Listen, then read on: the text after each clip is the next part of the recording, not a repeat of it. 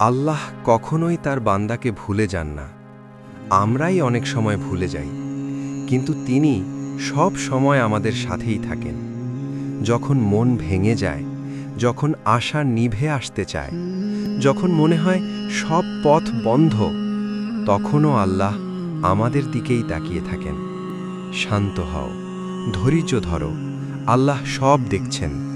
তোমার চোখের অশ্রু, তোমার না বলা কষ্ট, একটাও তার অজানা নয়। মনে রেখো, এই দুনিয়া খুব অল্প সময়ের। আজ যা আছে কাল তা নাও থাকতে পারে, কিন্তু আখেরাত, সেটাই আমাদের চিরস্থায়ী ঠিকানা। তাই দেরি হয়েছে ভেবে থেমে যেও না। আজও তওবার দরজা খোলা। ভুল হয়ে গেছে, ভেঙে পড়েছ, কিছু যায় আসে না। ফিরে এসো আল্লাহর কাছে, তিনি ডাকতেই থাকেন। নামাজ মানেই শান্তি। এটা শুধু ইবাদত নয়, এটা ক্লান্ত হৃদয়ের আশ্রয়। এটাই আল্লাহর সাথে সবচেয়ে গভীর কথা বলার মুহূর্ত। আল্লাহর রহমত আমাদের সব গুনাহের চেয়েও অসীম বড়।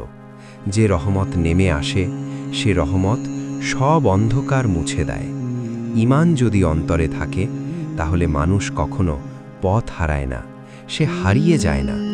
হে আল্লাহ, আমার অন্তরটা আপনি ঠিক করে দিন।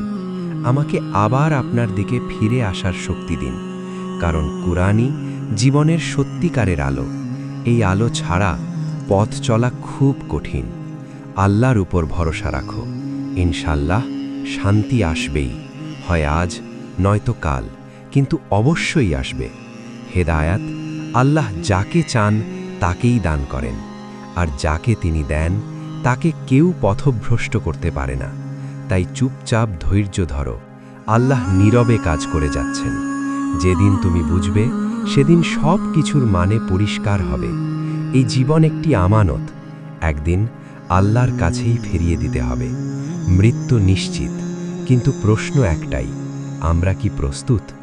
আর যারা বিশ্বাস রাখে, ধৈর্য ধরে, আল্লাহর উপর ভরসা করে, তাদের জন্য রয়েছে জান্নাত। জান্নাত আল্লাহর সবচেয়ে সুন্দর প্রতিশ্রুতি।